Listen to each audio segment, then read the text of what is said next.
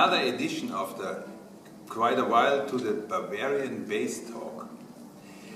And this time it's in Kansas.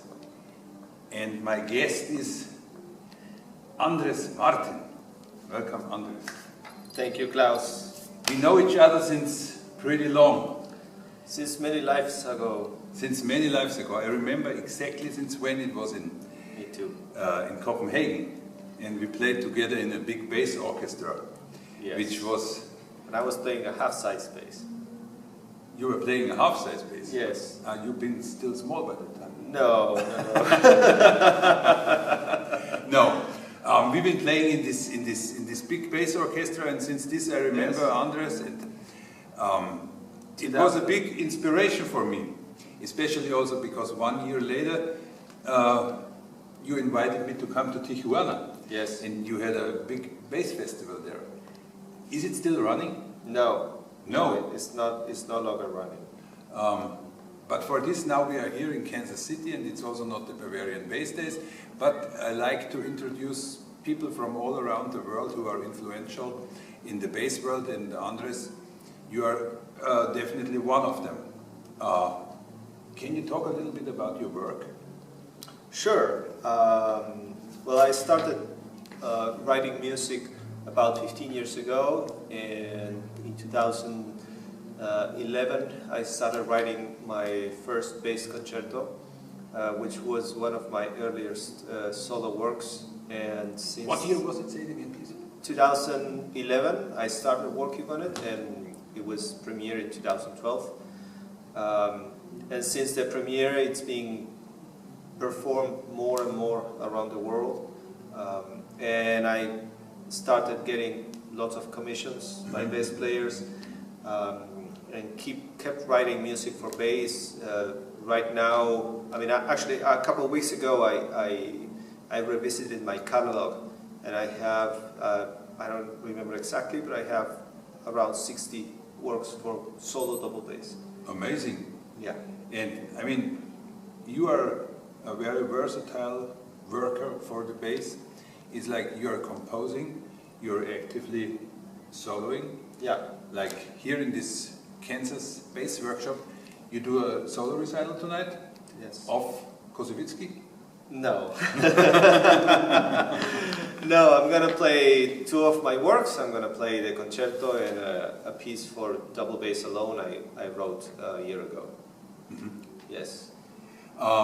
You also been already in the Bavarian Bassdays festival. Yes. Right? You remember? Of course, I remember. Yes. What is in your memory? Well, first of all, it was a beautiful, beautiful event. Lots of people very excited about the bass. I remember that I loved the weather and the city. It was so beautiful. And I loved working with everyone over there. But one thing I always remember is that when I went, I was conducting, most of my activity was conducting a class to help the bassists to write a piece for bass ensemble. So I don't remember exactly if I had 2 or 3 groups, but we wrote, I think it was 3. We wrote 3 bass ensemble pieces, and by the end of the week they performed it. And the first thing I remember is that it was amazing, the result. It was very fun, and everyone was very engaged.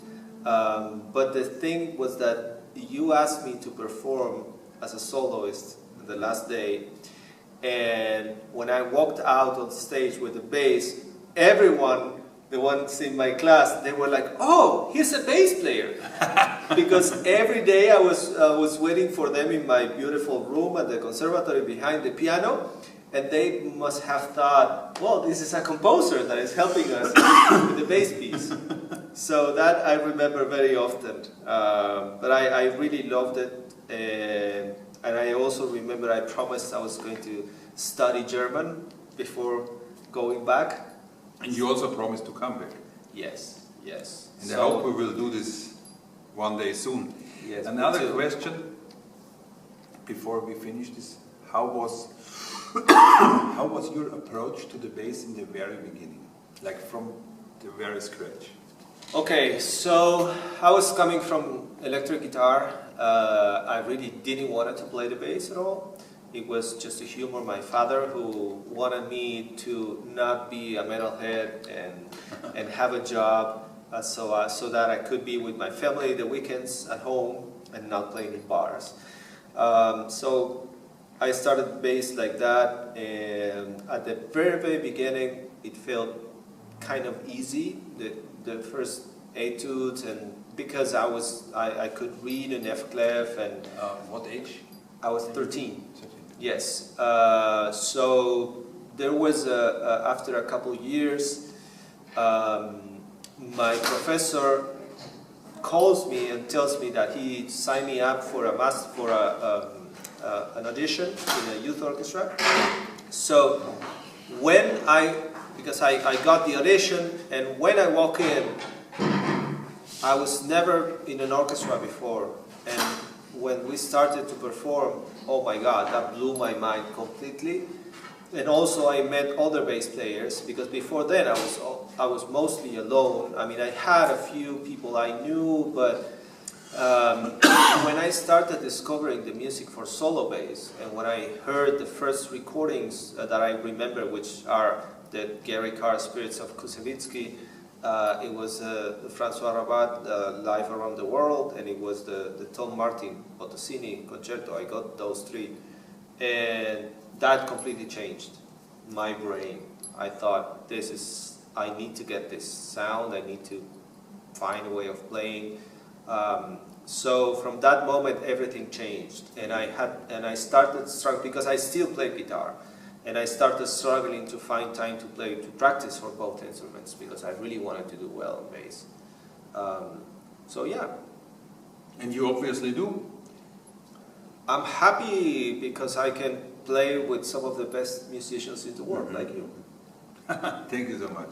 Andres, thank you for this talk. I hope to see you. Thank you. In Bavaria. Me or too. in any other place of the world again soon. And I enjoyed a lot being with you here, performing with you. And Yes. tonight we will have another concert. Yeah. And yeah. Thank you for watching, and see you at the Bavarian Bassdays.